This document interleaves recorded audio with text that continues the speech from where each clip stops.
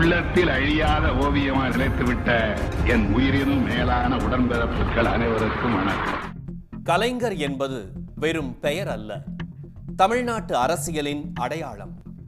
தமிழ்நாட்டு சட்டமன்ற தேர்தல் வரலாற்றில் அதிக தொகுதிகளில் வெற்றி பெற்று ஆட்சி அமைத்ததும் அவர்தான். அதிக எம்எல்ஏக்களுடன் எதிர்க்கட்சி வரிசையில் அமர்ந்த கட்சியின் தலைவரும் அவர்தான். தமிழ்நாட்டில் அதிக காலம் முதலமைச்சராக இருந்தவரும் அதிக காலம் எதிர்க்கட்சி தலைவராக இருந்தவரும் கலைஞரே. நாடாளுமன்ற தேர்தல் வரலாற்றில் தமிழ்நாட்டில் உள்ள 39 தொகுதிகளையும் மொத்தமாக அள்ளியதும் கலைஞர் தலைமையிலான கூட்டணிதான்.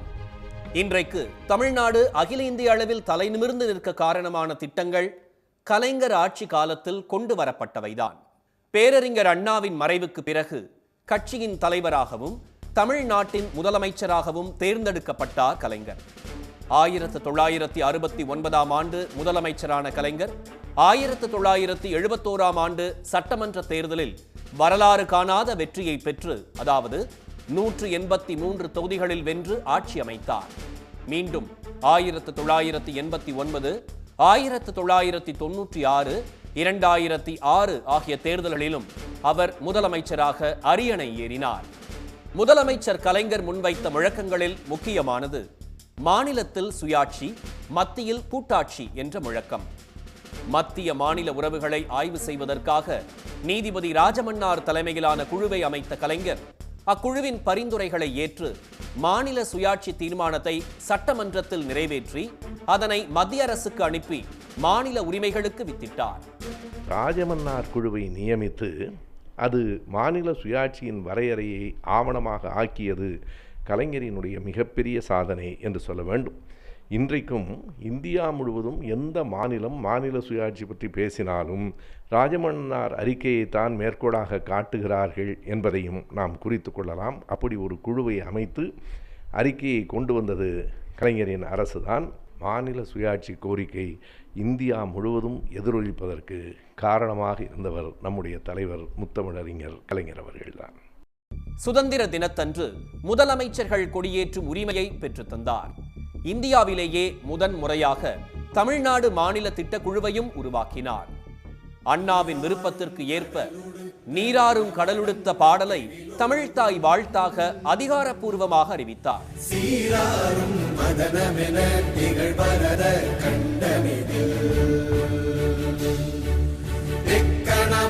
அதில் சிறந்த திராவிடனல் திருநாடும். 1989ஆம் ஆண்டு தந்தையின் சொத்தில் மகனுக்கு உள்ள உரிமை மகளுக்கும் உண்டு என்பதை சட்ட ரீதியாக உறுதி செய்தார். பாலின சமத்துவத்துக்கான போராட்ட வரலாற்றில் கலைஞர் ஏற்படுத்திய முக்கிய சாதனை இது. கலைஞர் இதனை செய்து 16 ஆண்டுகளுக்கு பிறகே மத்திய அரசு பெண்களுக்கு சொத்துரிமை வழங்கும் சட்டத்தை கொண்டு வந்தது. அதற்கும் சுமார் 14 ஆண்டுகளுக்கு பிறகே உச்சநீதிமன்றம் அதனை உறுதி செய்தது. உள்ளாட்சி இடங்களில் பெண்களுக்கு 33 விழுக்காடு வழங்கினார். அரசு பணிகளில் பெண்களுக்கு 30 விழுக்காடு இடஒதுக்கீடு அளித்தார். ஏழை பெண்களுக்கான திருமண நிதி உதவி திட்டம், கர்ப்பிணி பெண்களுக்கு நிதி உதவி திட்டம் என பெண்கள் வளர்ச்சிக்காக பல்வேறு முயற்சிகளை மேற்கொண்டவர் கலைஞர். ஏழை பெண்களுக்கு இலவச எரிவாயு இணைப்புடன் கூடிய ஸ்டவ் அடுப்புகள் வழங்கப்பட்டன. மூவலூர் ராமாமிர்தம் நினைவாக ஏழை பெண்களுக்கு திருமண உதவி திட்டம், கைம்பெண் மறுமண நிதி உதவி திட்டம் ஆகியவையும் கலைஞரால் கொண்டு வரப்பட்ட முக்கிய திட்டங்கள் ஆகும். படிப்புல ஆணுக்கு பெண் இளைத்தவர் இல்லை அப்படின்னு நிரூபிக்கிறதுக்கு கலைஞர் அவர்களுடைய ஆட்சி தமிழ்நாட்டில் பெண்களுக்கான திட்டங்களை கொடுத்தது தான் இன்னைக்கு இவ்வளவு பேர் படித்து சுதந்திரமாக, குறிப்பாக ஐடி துறையில் இருக்கும் பெண்கள் உலகம் பூரா போய் படிக்கிறீங்க, வேலை பார்க்குறீங்க அப்படின்னு சொன்னால் அதற்கான அடிப்படை கட்டமைப்பை உருவாக்கியவர் கலைஞர் அவர்கள்ங்கிறத ஞாபகம் வச்சுக்கணும். ஒவ்வொரு தடவை நம்ம ஃப்ளைட்டில் ஏறி உட்கார்ந்து எந்த நாட்டிலையாவது போய் இறங்கும்போது இந்த வாய்ப்பை, இதுக்கான அடித்தளத்தை எப்படி நம்ம அப்பா அம்மாவை நம்ம நினைக்கிறோமோ அதை போல இந்த வாய்ப்பை உருவாக்கி கொடுத்தவர் கலைஞருங்கிற அந்த வரலாற்று அறிவும் நமக்கு நினைவில் இருக்கணும். தமிழகத்தில் நிதி நெருக்கடி காரணமாக மது விலக்கை ரத்து செய்த கலைஞர் 2 ஆண்டுகளில் மீண்டும் மது விலக்கை அமல்படுத்தினார். அதன் பிறகு ஆட்சிக்கு வந்த எம்ஜிஆர் மீண்டும் மதுக்கடைகளை திறந்தார். 1972ஆம் ஆண்டு பிச்சைக்காரர்கள் மறுவாழ்வு திட்டத்தை கொண்டு வந்தார். மனிதர்களை மனிதர்களே இழுத்துச் செல்லும் கைரிக்ஷா முறையை இந்தியாவிலேயே முதன்முறையாக ஒழித்தது கலைஞரின் ஆட்சிதான். அதற்கு மாற்றாக சைக்கிள் ரிக்ஷாக்கள் வழங்கப்பட்டன. பிற்படுத்தப்பட்டோர் நலன்கள் குறித்து ஆய்வு செய்ய சட்டநாதன் கமிஷனை அமைத்தார்.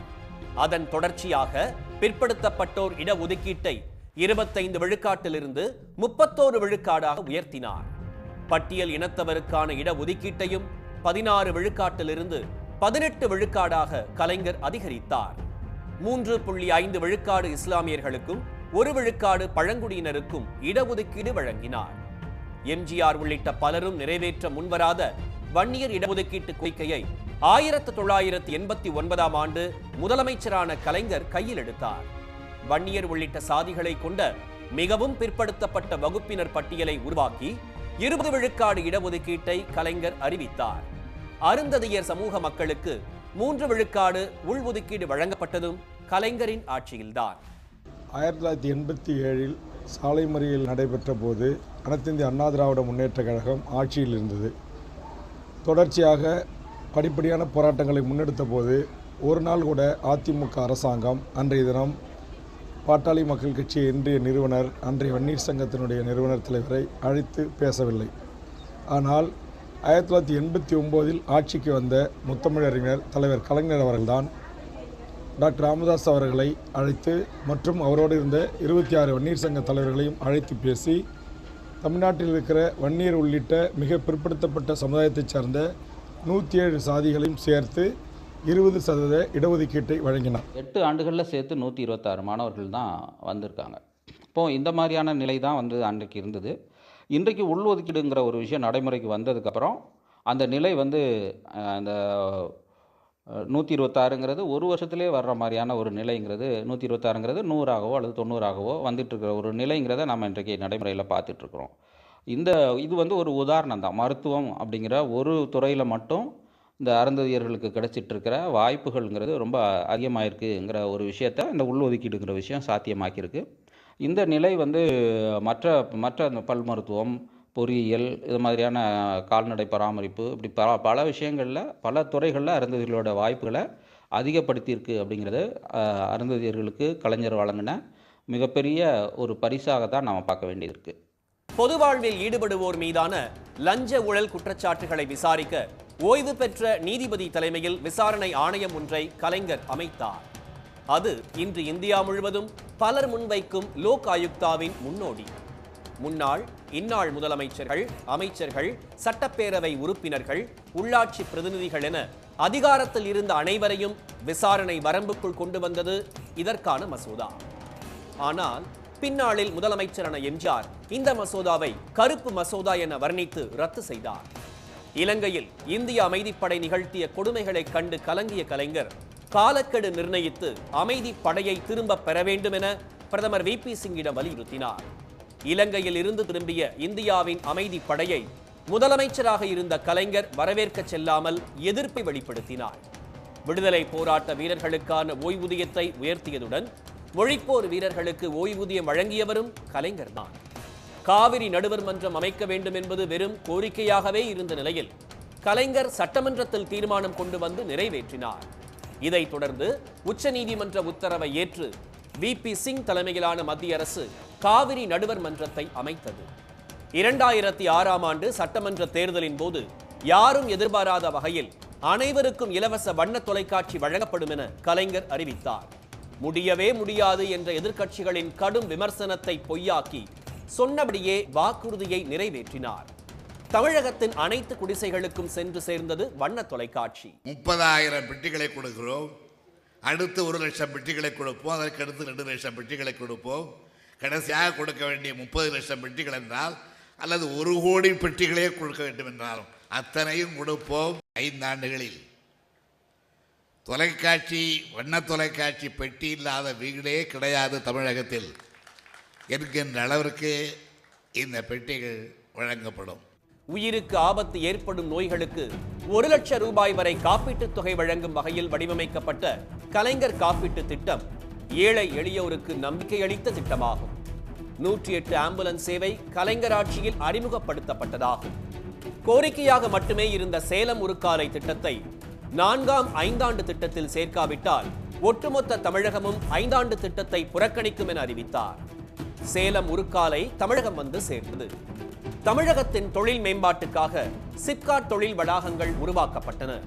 அனைத்து கிராமங்களுக்கும் மின்சார வசதி ஏற்படுத்தப்பட்டதுடன் 8 இடங்களில் மின் உற்பத்தி நிலையங்கள் உருவாக்கப்பட்டன. விவசாயத்துக்கு இலவச மின்சாரம் வழங்கும் திட்டம் இந்தியாவிலேயே முதன்முறையாக அறிமுகப்படுத்தப்பட்டது கலைஞர் ஆட்சியில்தான். கிராமப்புற மேம்பாட்டுக்காக நமக்கு நாமே திட்டத்தையும் அவர் கொண்டு வந்தார். அண்ணா மறுமலர்ச்சி திட்டம் நடைமுறைப்படுத்தப்பட்டது. அரசு ஊழியர்கள் குடும்ப நல திட்டம் உருவாக்கப்பட்டது. அரசு ஊழியர்கள் உயிரிழக்க நேரும் போது குடும்பத்தினருக்கு நிதி உதவி அளிக்கும் நடைமுறையையும் அவரே உருவாக்கினார். இன்றைக்கு ஆசிரியர் அரசு ஊழியர்கள் இறந்துவிட்டால் அவருடைய குடும்பத்தினருக்கு கருணை அடிப்படையிலேயே பணி நியமனத்தை வழங்கக்கூடிய ஒரு வாய்ப்பை டாக்டர் கலைஞர் அவர்கள் வழங்கியிருந்தார்கள். கூடவே மத்திய அரசுக்கு இணையான ஊதியத்தை எப்பொழுதெல்லாம் மத்திய அரசு ஊதிய விகிதத்தை மாற்றுகிறதோ முதல் மாநிலமாக தமிழகத்திலே தமிழக அரசு ஊழியர்களுக்கும் வழங்கக்கூடிய முதலமைச்சராக டாக்டர் கலைஞர் அவர்கள் இருந்திருந்தார். அகவிலைப்படி உயர்வு எப்பொழுதெல்லாம் மத்திய அரசு உயர்த்துகிறதோ 6 மாதத்துக்கு ஒரு தடவை உடனடியாக அமல்படுத்தக்கூடிய மாநிலமாக தமிழகம் இருந்தது. அதற்கு மிக முக்கிய காரணமாக மாண்புமிகு முதலமைச்சர் டாக்டர் கலைஞர் அவர்கள் இருந்திருந்தார். இன்றைக்கு தொகுப்பூதிய முறை ஒழித்தவர் டாக்டர் கலைஞர். ஒப்பந்த மற்றும் போக்குவரத்து ஊழியர்களுக்கான ஓய்வூதிய திட்டத்தையும் அவரே அறிமுகப்படுத்தினார். காவல்துறையினருக்கென ஆணையம் உருவாக்கப்பட்டது. போக்குவரத்து கழக தொழிலாளர்களுக்கு மிக அதிகமான ஊதியத்தை பெற்றுத் தருவதை எப்பொழுதெல்லாம் திராவிட முன்னேற்ற கழகம் ஆட்சி பொறுப்பு வருகின்றதோ அப்பொழுது செய்யப்பட்டது. குறிப்பாக இந்தியாவிலே ஒரு பொதுத்துறை நிறுவனத்தில் பணியாற்றக்கூடிய தொழிலாளர்களுக்கு 1998ஆம் ஆண்டு அவர்களுக்கு ஓய்வூதியம் அரசு ஊழியர்களைப் போல வழங்கப்பட்டு அந்த ஓய்வூதியம் இன்று வரை வழங்கப்படுகின்றது. உலக பொதுமறை தந்த திருவள்ளுவருக்கு மிகப்பெரிய அளவில் சிலை வடிக்க வேண்டும் என்பது கலைஞரின் மகத்தான கனவு. 70களில் இந்த கனவுக்கு தொடக்கப்புள்ளி வைத்த கலைஞர் 1999ஆம் ஆண்டு குமரி முனையில் 133 அடி உயரத்தில் திருவள்ளுவருக்கு கம்பீரமான கற்சிலையை உருவாக்கினார். இந்தியாவின் பெருமை மிகு அடையாளங்களுள் ஒன்றாக திகழ்கிற திருவள்ளுவர் சிலை சுனாமி தாக்குதலில் இருந்து தப்பி தனது வலிமையை பறைசாற்றியது. பண்பாட்டு தளத்தில் கலைஞர் ஆற்றிய முக்கியமான பங்களிப்பு திருவள்ளுவர் சிலை என்றால் அது மிகையாகாது. வட இந்திய முகமாக கன்னியாகுமரியை காட்டுவதற்கு பகீரத முயற்சிகளை எடுத்து அதிலே அவர்கள் வெற்றியும் பெற்றார்கள். ஆனால் அவர்கள் பெற்ற வெற்றிக்கு ஆயுள் மிக குறைவு. இதோ நான் கட்டுகிறேன் பார் என்று நடுக்கடலில் பாறையின் மீது அண்ணாந்து பார்க்கிற உயரத்தில் 133 அடி உயரத்தில் வள்ளுவர் சிலையை நிறுவி தமிழ் சான்றோர் பெருமக்களையும் பேராசிரிய பெருமக்களை அழைத்து வந்து பல்வேறு தலைப்புகளில் பேச வைத்து அழகு பார்த்து திருவள்ளுவர் சிலையை திறந்து வைத்ததன் மூலம் கன்னியாகுமரியினுடைய முகத்தை ஒரு வடக்கு சார்ந்த முகமாக காட்டுவதற்கு சனாதன சக்திகள் எடுத்த முயற்சியை முறியடித்து அது தமிழர்களின் ஊர், அது தமிழர்களுக்கு உரியது கன்னியாகுமரி என்பதை காட்டுவதற்கு தலைவர் கலைஞர் அவர்களுக்கு அன்றைக்கு வான்புகழ் வள்ளுவர் பயன்பட்டார். சென்னை கடற்கரையில் கம்பீரமாக நின்ற கண்ணகி சிலை ஜெயலலிதா ஆட்சியில் அகற்றப்பட அதனை மீண்டும் நிறுவியவர் கலைஞர். வள்ளுவரின் புகழை பரப்பும் வகையில் சென்னை நுங்கம்பாக்கத்தில் தோரணவாயில், அரங்க மண்டபம், கருங்கல் தேர், குறள் மணிமாடம், மாடி தோட்டம், ஆராய்ச்சி நிலையம், தேர்கோபுரம், தேர் கலசம் ஆகியவற்றை கொண்ட வள்ளுவர் கோட்டத்தை உருவாக்கினார் கலைஞர். ஆனால் அதை திறப்பதற்குள் கலைஞர் ஆட்சி கலைக்கப்பட வள்ளுவர் கோட்டத்தை ஜனாதிபதி ஃபக்ருதீன் அலி அகமது திறந்து வைத்தார். விவசாயிகள் தாங்கள் விளைவித்த பொருட்களை மக்களிடம் நேரடியாக விற்பனை செய்யும் வகையில் உழவர் சந்தை திட்டத்தை கொண்டு வந்தார். லாபத்தை இடைத்தரகர்களிடம் இழக்காமல் முழு லாபத்தையும் விவசாயிகளே பெறுவதற்காக கலைஞர் வடிவமைத்த திட்டம் இது. தென் மாவட்ட மக்களின் வாழ்வையும் பொருளாதாரத்தையும் மேம்படுத்துவதற்கான சேது சமுத்திர திட்டத்தை கொண்டுவர அரும்பாடுபட்டார். கலைஞரின் இடைவிடாத முயற்சியால் 2427 கோடி ரூபாய் மதிப்பிலான திட்டத்தை மத்திய அரசு அறிவித்தது. அடிக்கல் நாட்டு விழாவில் அப்போதைய பிரதமர் மன்மோகன் சிங், சோனியா காந்தி ஆகியோர் கலந்து கொண்டனர். தமிழகத்தின் அனைத்து கட்சி தலைவர்கள் பங்கேற்ற அந்த விழாவை ஜெயலலிதா மட்டும் புறக்கணித்தார். 2011 மீண்டும் ஜெயலலிதா முதலமைச்சராக 2014 ஆண்டு மத்தியிலும் பாரதிய ஜனதா கட்சியின் அரசு அமைந்துவிட சேது சமுத்திர திட்ட பணிகள் முடங்கின. அதிநவீன வசதிகளுடனும் மிகுந்த தொலைநோக்கு பார்வையுடனும் பிரம்மாண்டமான புதிய தலைமைச் செயலகத்தை கலைஞர் உருவாக்கினார். சென்னை ஓமந்தூரார் தோட்டத்தில் அமைந்த புதிய கட்டடத்தில் சட்டமன்ற கூட்டமும் நடைபெற்றது. ஆனால் புதிய தலைமைச் செயலகத்தை நவீன மருத்துவமனையாக ஜெயலலிதா மாற்றினார். அண்ணா நூற்றாண்டு விழாவை கொண்டாடிய கலைஞரின் அரசு அண்ணாவின் நினைவாக சென்னையில் பிரம்மாண்டமான நூலகத்தை உருவாக்கியது. ஆசியாவின் மிகப்பெரிய நூலகங்களுள் ஒன்றாக மதிக்கப்படும் அண்ணா நூற்றாண்டு நூலகம் நாளைய தலைமுறைக்கான அறிவு கருவூலமாக திகழ்கிறது. சர்வதேச தரத்திலான ஒரு நூலகம் சென்னையில் அமையப்பட வேண்டும் என்று கனவு கொண்டார். அண்ணா நூற்றாண்டு நூலகத்தை அந்த கனவை நனவாக்கக்கூடிய வகையில் உருவாக்கி ஏறத்தாழ 9 லட்சம் சதுர அடியிலே 12 லட்சம் புத்தகங்களை அங்கே கொள்ளக்கூடியதற்கு அந்த நூலகத்தை உருவாக்கி எல்லா தரப்பு மக்களுமே அதை பயன்பட வைத்தார். மாணவர்களாக இருந்தாலும், ஆய்வு அறிஞர்களாக இருந்தாலும், அல்லது பொதுவாக வந்து படிக்கக்கூடியவர்களாக இருந்தாலும் எல்லோருக்குமான ஒரு இடமாக அந்த இடத்தை உருவாக்கி மாற்றுத்திறனாளிகளும் அதை பயன்படுத்தக்கூடிய அளவிற்கு மிகச்சிறப்பான அந்த நூலகத்தை அவர்கள் உருவாக்கினார்கள். தமிழுக்கு செம்மொழி தகுதி வேண்டும் என்ற நெடுநாள் கோரிக்கைக்கு செயல் வடிவம் கொடுத்தவர் கலைஞர். மன்மோகன் சிங் தலைமையிலான ஐக்கிய முற்போக்கு கூட்டணி அரசில் திராவிட முன்னேற்ற கழகம் அங்கம் வகித்த போது தமிழ் செம்மொழியாக அறிவிக்கப்பட்டது. இந்திய அரசால் செம்மொழியாக அறிவிக்கப்பட்ட முதல் மொழி என்ற பெருமையை தமிழ் பெற்றது.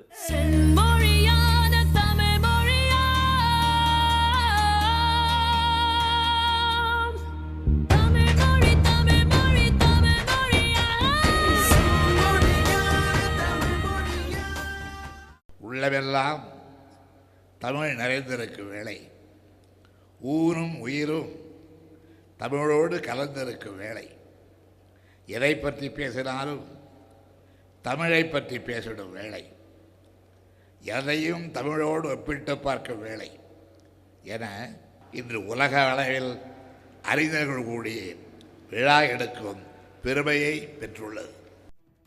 இந்தியாவில் முதன்முறையாக தகவல் தொழில்நுட்ப துறைக்கென ஒரு கொள்கையை அறிவித்தது கலைஞர்தான். அதன் தொடர்ச்சியாகவே சென்னை தரமணியில் டிட்கோ, எல்காட் நிறுவனங்களின் கூட்டு தயாரிப்பில் டைடல் பார்க் உருவானது.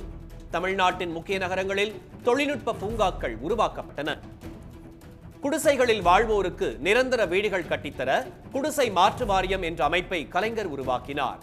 இதன் மூலம் பெருநகரங்களில் குடிசைகளில் வாழ்ந்த மக்கள் அடுக்குமாடி குடியிருப்புகளில் குடியேறினர். குடிநீர் வடிகால் வாரியத்தை உருவாக்கியவரும் கலைஞர்தான். விவசாய தொழிலாளர்களுக்கான கூலி நிர்ணயம், உயர் படிப்பு வரை மாணவர்களுக்கு இலவச கல்வி, சாதி மறுப்பு திருமணம் புரியும் தம்பதிகளுக்கு ஊக்கத்தொகை ஆகியவை கலைஞர் தலைமையிலான திமுக அரசின் முற்போக்குத்தன்மை மக்கள் நலத்திட்டங்கள் ஆகும். மாணவர்களுக்கு இலவச பஸ் பாஸ் மற்றும் சத்துணவில் வாரம் 2 முறை முட்டை வழங்கப்பட்டது. 10ஆம் வகுப்பு வரை தமிழ் கட்டாய பாடமாக்கப்பட்டது. விவசாயிகளின் நலன் காக்கும் வகையில் சிறு மற்றும் குறு விவசாயிகளின் பாசன வசதிக்காக மின் மோட்டார்களுக்கு இலவச மின்சாரம் வழங்கும் திட்டம் கலைஞரின் ஆட்சியிலேயே நடைமுறைக்கு வந்தது. இந்தியாவிலேயே விவசாயிகளுக்கு இலவச மின்சாரம் வழங்கிய முதல் ஆட்சி கலைஞர் ஆட்சிதான். தர்மபுரி, கிருஷ்ணகிரி மாவட்ட மக்களுக்காக ஒகேனக்கல் கூட்டு குடிநீர் திட்டம் கொண்டு வரப்பட்டது. மதுரையில் சென்னை உயர்நீதிமன்றத்தின் கிளை நிறுவப்பட்டதும் கலைஞர் ஆட்சியில்தான். ராஜராஜன் 1000வது ஆண்டு விழாவை கலைஞர் அரசு வெகு விமர்சையாக கொண்டாடியது. பெண்களின் மேம்பாட்டில் முக்கிய பங்கு வகிப்பவையாக உள்ள மகளிர் சுய உதவி குழுக்கள் உருவாக்கினார். மகளிர் சுய உதவி குழுக்களின் மூலம் பெண்கள் வங்கிக் கடன் பெறவும் தற்சார்புடன் திகழவும் வழிவகுத்தவர் கலைஞர். தமிழகத்தின் தலைநகரான சென்னை மெட்ராஸ் என ஆங்கிலத்திலும் பிற மொழிகளிலும் அழைக்கப்படுவதை மாற்றி அமைத்தவர் கலைஞர். ஆங்கிலம் உட்பட அனைத்து மொழிகளிலும் சென்னை என்றே அழைக்கப்பட கலைஞரே வழிவகுத்தார். 2006ஆம் ஆண்டு தமிழக முதலமைச்சராக பதவியேற்ற கலைஞர் பதவியேற்பு விழா மேடையிலேயே விவசாயிகளின் வங்கிக் கடன்கள் சுமார் 7000 கோடி ரூபாயை ஒரே கையெழுத்தில் தள்ளுபடி செய்தார். 1 கிலோ அரிசி 2 ரூபாய் என அறிவித்தார். இது பின்னர் 1 ரூபாய்க்கு 1 கிலோ என மாறியது. 31/3/2002 வரை விவசாயிகள் கூட்டுறவு சங்கங்களுக்கு செலுத்த வேண்டிய கடன் நிலுவைத் தொகையை அறவே முழுவதுமாக தள்ளுபடி செய்து இன்று உத்தரவிடப்படுகிறது. இதனால் தமிழகத்தில் உள்ள பல லட்சம் விவசாயிகள் பயன்பெறுவார்கள். இதனால் அரசுக்கு 6866 கோடி ரூபாய் இழப்பு ஏற்படும். இந்த இழப்பை அரசே ஏற்றுக்கொள்ளும். ரேஷன் அப்போல்லாம் வந்து கொடுக்கும்போது மானிய விலையிலலாம் கொடுக்க மாட்டாங்க, அடக்க விலையில் தான் கொடுத்துட்டு இருந்தாங்க ரொம்ப காலம் வரைக்கும். அதுக்கு பிறகு நம்ம பொருளாதாரம் வளர அரசனுடைய நிதி வசதி அதிகமாக என்ன பண்ணாங்கன்னாக்கா அதுக்கு மானியம் கொடுக்க ஆரம்பித்து அதனுடைய அதிரடியான ஒரு அறிவிப்பு தான் 2 ரூபா 1 கிலோ அரிசி அப்படிங்கிற ஒரு அறிவிப்பு அவர் வெளியிட்டு அந்த வருஷத்தில் தான் வந்து என்னென்னு கேட்டிங்கன்னா அரிசி வந்து ரொம்ப சுலபமாக மக்களுக்கு சென்றடைகிறது அப்படிங்கிறத வந்து உருவாக்க முடிஞ்சுது. அதனுடைய விளைவு என்ன அப்படின்னு கேட்டிங்கன்னா மக்கள் வந்து கையேந்தி நின்னாங்கள்ல போய் யார்கிட்ட எனக்கு சாப்பாடு வேணும் அப்படிங்கிறது அந்த சூழ்நிலை முற்றிலுமாக மாற்றி அமைக்கப்பட்டது. அதனுடைய அடுத்த விளைவு என்ன அப்படின்னு கேட்டிங்கன்னா 2-3 விளைவுகள் இருக்குது. ஒன்று வந்து கிராமப்புறங்களில் இருக்கக்கூடிய அதிகார கட்டமைப்புங்கிறத கம்ப்ளீட்டாக மாறி போச்சு. அதனால் யாரையும் சார்ந்திருக்க வேண்டிய அவசியம் இல்லை அப்படிங்கிற ஒரு சூழல் உருவானது. ரெண்டாவது வந்து விவசாயம் மட்டும்தான் நம்ம நம்பியிருக்கணும், சோத்துக்காக இருக்கணும் அப்படிங்கிறத விட்டுட்டு மற்ற நகர்ப்புறங்களை நோக்கி மக்கள் அன்றாடம் வேலையை தேடி கிளம்புறது அப்படிங்கிறதும் அது ஈஸியாக நடக்க ஆரம்பிச்சது. தமிழ் வழியில் கல்வி கற்றோருக்கு அரசு பணிகளில் 20 விழுக்காடு இடஒதுக்கீடு வழங்கும் சட்டத்தை கலைஞர் கொண்டு வந்தார். பிற்படுத்தப்பட்டோர் மற்றும் ஆதி திராவிடர் மாணவர்களுக்கான கல்வித்தொகை உயர்த்தப்பட்டதுடன் அவர்களுக்கான விடுதிகள் அதிகமாக திறக்கப்பட்டன. பொறியியல் பட்ட படிப்பிற்காக நடைமுறையில் இருந்த நுழைவுத் தேர்வு ரத்து செய்யப்பட்டது. இந்தியாவில் முதன்முறையாக தமிழகத்தில் போக்குவரத்துக்கென தனித்துறையை உருவாக்கியதும் தனியார் வசமிருந்த போக்குவரத்தை நாட்டுடைமையாக்கியதும் கலைஞர்தான். குக்கிராமங்களும் போக்குவரத்து வசதியை பெறும் வகையில் தமிழகம் முழுவதும் மினி பஸ் திட்டத்தை அறிமுகம் செய்தார். 3ஆம் பாலினத்தவருக்கு திருநங்கைகள் என்றும் திருநம்பிகள் என்றும் பெயர் சூட்டி அங்கீகாரமளித்தவர் கலைஞர். பெயர் சூட்டியது மட்டுமின்றி திருநங்கைகளுக்கான நல வாரியம் அமைத்து அவர்களின் மேம்பாட்டுக்கு வழிவகுத்தார். திருநங்கைகள் நலவாரியத்தை கலைஞர் அமைத்த ஏப்ரல் 15ஆம் தேதி ஒவ்வொரு ஆண்டும் சமூக நலத்துறை சார்பில் திருநங்கைகள் தினமாக கொண்டாடப்படுகிறது. இந்திய வரலாற்றிலேயே இப்போ திருநர் வரலாறு அப்படின்னு எடுத்து நாம் எழுதுகிறோம் அப்படின்னா அதில் நிச்சயமாக கலைஞர் கருணாநிதி ஐயா அவர்களுடைய பெயர் வந்து பொறிக்கப்பட்டிருக்கும். ஏன்னா நம்மளுடைய நலவாரியம் திருநங்கை நலவாரியம் வந்து உருவாக்கப்பட்டது. திருநங்கைனாலே வந்து ரொம்ப கேவலமாக சித்தரிக்கப்பட்ட அலி, உம்போது, உஸ்ஸு, பேடி அப்படின்னு வேறு பெயர்களில் பல்வேறு இழி சொற்களை பயன்படுத்தின இந்த சமுதாயம் இந்த பொது சமூகத்துக்கு இல்லை அவங்களுக்கும் டிக்னிஃபையான ஒரு வேர்டு ஒரு பெயர் இருக்குது அப்படின்னு சொல்லி திருநங்கை அப்படிங்கிற ஒரு பெயரை வந்து கொடுத்தது கலைஞர் ஐயா அவர்கள் தான். உடல் குறைபாட்டை குறிப்பிட்டு மனிதர்களை மனநோகச் செய்யும் வழக்கத்துக்கும் கலைஞரே முடிவு கட்டினார். ஊனமுற்றோர் என்ற சொல்லை ஆவணங்களில் இருந்து அகற்றி மாற்றுத்திறனாளிகள் என அழைக்கப்பட வழி செய்தார். 2007ஆம் ஆண்டு மாற்றுத்திறனாளிகள் வாழ்வில் முன்னேற்றம் ஏற்படுத்தும் வகையில் தனித்துறையையும் உருவாக்கினார். உழைப்பாளி மக்களின் திருவிழாவான மே தினத்தை ஊதியத்துடன் கூடிய அரசு விடுமுறை தினமாக அறிவித்த இந்தியாவின் முதலமைச்சர் கலைஞர்தான். மறைமலை அடிகள், தேவநேய பாவாணர், பாவேந்தர் பாரதிதாசன் உள்ளிட்ட தமிழ் அறிஞர்களின் கருத்தின்படி தை முதல் நாளே தமிழ் புத்தாண்டு என்ற மசோதாவை நிறைவேற்றி சட்டமாக்கினார். தமிழ் ஆண்டு வரிசைக்கு திருவள்ளுவர் ஆண்டு என்றும் பெயர் சூட்டினார். தமிழ்நாடு வேளாண்மை பல்கலைக்கழகம், ஆசியாவிலேயே முதல் கால்நடை மற்றும் விலங்குகள் அறிவியல் பல்கலைக்கழகம், புகழ்பெற்ற மனோன்மணியம் சுந்தரனார் பல்கலைக்கழகம், பாவேந்தர் பாரதிதாசன் பல்கலைக்கழகம், இந்திய கடல்சார் பல்கலைக்கழகம், ஆசிரியர் கல்வியியல் பல்கலைக்கழகம், டாக்டர் அம்பேத்கர் சட்ட கல்லூரி, கலை அறிவியல் கல்லூரிகள், மாவட்ட வாரியாக மருத்துவக் கல்லூரிகள் என தமிழ் சமூகம் கல்வி அறிவு பெற கலைஞர் ஆற்றிய பணி அளப்பரியது. தாழ்த்தப்பட்டோருக்கு என ஆதி திராவிட நலத்துறை அமைச்சகத்தையும் பிற்படுத்தப்பட்டோருக்கு என பிற்படுத்தப்பட்டோர் நலத்துறை அமைச்சகத்தையும் இந்தியாவில் முதன்முறையாக அமைத்தார். தாழ்த்தப்பட்ட சமூகத்தில் இருந்து சென்னை உயர்நீதிமன்றத்தின் முதல் நீதிபதியாக வரதராசன் நியமிக்கப்பட வழிவகுத்தவர் கலைஞர். பின்னாளில் உச்சநீதிமன்ற நீதிபதியாகவும் வரதராசன் உயர்ந்தார். தந்தை பெரியாரின் இறுதி கனவான அனைத்து சாதியினரும் அர்ச்சகராகலாம் என்பதற்கான சட்டத்தை கொண்டு வந்தவர் கலைஞர்தான். கோயில் கருவறைக்கு முன்னாடி வரைக்கும் தான் போராட முடிஞ்சது. அதுக்கப்புறம் பெரியாருடைய கனவு என்னன்னா மற்ற சாதிக்காரங்க போய் சாமி சிலையை பட்டு தொட்டு பூஜை பண்ணணும் அப்படின்றது அவருடைய கனவு. அந்த கனவை திமுக தலைவர் கலைஞர் அவர்களால் அப்போ வந்து என்னன்னா நாங்கள் வந்து கோயில் நுழைவு போராட்டம் நடத்த போகிறோன்னு சொல்லி பெரியார் அறிவிக்கிறார். அப்போ அறிவிக்கும் போது கலைஞர் என்ன சொல்கிறார், இல்லை நான் ஆட்சிக்கு வந்தோடனே நான் வந்து சட்டமையற்றி நான் பணி நியமனம் வழங்குகிறேன் எல்லாரையும் அப்படின்னு சொன்னோடனே அந்த நுழைவுப் போராட்டத்தை ரத்து செய்கிறார் பெரியார். அதுக்கப்புறம் கலைஞர் என்ன பண்ணார்னா 2006 வந்து சட்டம் கொண்டு வந்து அதில் அனைத்து சாதியும் அர்ச்சகர் ஆகலான்னு சொல்லி அவசர சட்டம் ஒன்று கொண்டு வரார். கலைஞர் உருவாக்கிய சமூக நீதி திட்டங்களில் முக்கியமானது சமத்துவபுரம். தமிழகத்தின் சாதி ஒழிப்பு அடையாளமாக திகழும் தந்தை பெரியாரின் பெயரை இந்த திட்டத்துக்கு சூட்டி மகிழ்ந்தார். தமிழகமெங்கும் உருவாகின 150 பெரியார் நினைவு சமத்துவபுரங்கள். தன் வாழ்க்கையே சாதி ஒழிப்புக்காக அர்ப்பணித்து ஒரு மாபெரும் தியாகியாக சாதி ஒழிப்பு எதிர்ப்பு போராளியாக வாழ்ந்த பெரியார் பேரை வச்சிருக்கிறார் பார்த்தீங்களா, அதுதான் கலைஞரோட சாதி ஒழிப்பு கண்ணோட்டத்தின் ஒரு சிறப்பான அம்சம். அதில் இன்னொரு முக்கியமான விஷயம் பார்த்தீங்கன்னா, அதை வந்து என்ன பண்ணுறாரு, அந்த சமத்துவபுரத்தில் எல்லா சாதிகளுக்கும் இடம் கொடுக்குறாரு.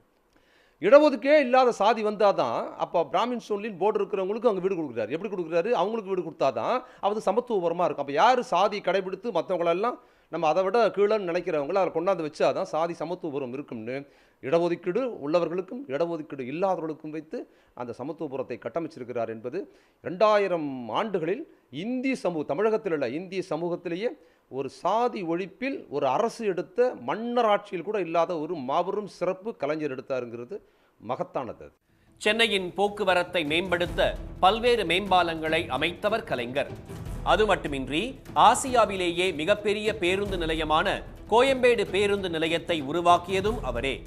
சென்னையின் பறக்கும் ரயில் திட்டம், மெட்ரோ ரயில் திட்டம் ஆகியவை கலைஞரால் கொண்டு வரப்பட்டவையாகும். கலைஞரின் வருமுன் காப்போம் திட்டம், கால்நடை பாதுகாப்பு திட்டம் உள்ளிட்டவை கிராமப்புற பொருளாதார மேம்பாட்டுக்கு அடித்தளமாக அமைந்தன. தமிழகத்தின் தொழில்துறையை மேல்நிலைக்கு எடுத்துச் செல்ல ஹூண்டாய், ஃபோர்ட் கார் தொழிற்சாலைகள், செயின்ட் கோபைன் கண்ணாடி தொழிற்சாலை உள்ளிட்டவை உருவாக்கப்பட்டதும் கலைஞர் ஆட்சியில்தான். கலைஞரின் ஆட்சியில்தான் தஞ்சை பெருவுடையார் கோயில் உட்பட 4500க்கும் மேற்பட்ட கோயில்களில் குடமுழுக்கு விழாக்கள் அறநிலையத்துறை மூலம் நடத்தப்பட்டன. தமிழகம் முழுவதும் 800க்கும் அதிகமான கோயில்களில் பல்வேறு திருப்பணிகள் மேற்கொள்ளப்பட்டதும் கலைஞர் ஆட்சியில்தான். அறநிலையத்துறை கட்டுப்பாட்டில் உள்ள கோவில்களின் தல புராண வரலாறு செவிவழி கதைகளாகவே இருந்த நிலையில் அவற்றை சேகரித்து அச்சு வடிவில் பதிப்பித்து வெளியிட்டது கலைஞர்தான். உங்களை பற்றி ஒரு சிறு குறிப்பு சொல்லுங்கள் என ஒருமுறை கலைஞரிடம் செய்தியாளர்கள் கேட்டனர். அப்போது சற்றும் யோசிக்காமல் 2 வார்த்தைகளில் மானமிகு சுயமரியாதைக்காரன் என பதிலளித்தார். அந்த மானமிகு சுயமரியாதைக்காரர் அதிகாரம் தனக்களித்த அனைத்து வாய்ப்புகளையும் பயன்படுத்தி மொத்த தமிழ்நாடும் சுயமரியாதையோடு எழுந்து நிற்கச் செய்தவர் என்றால் அது மிகையல்ல.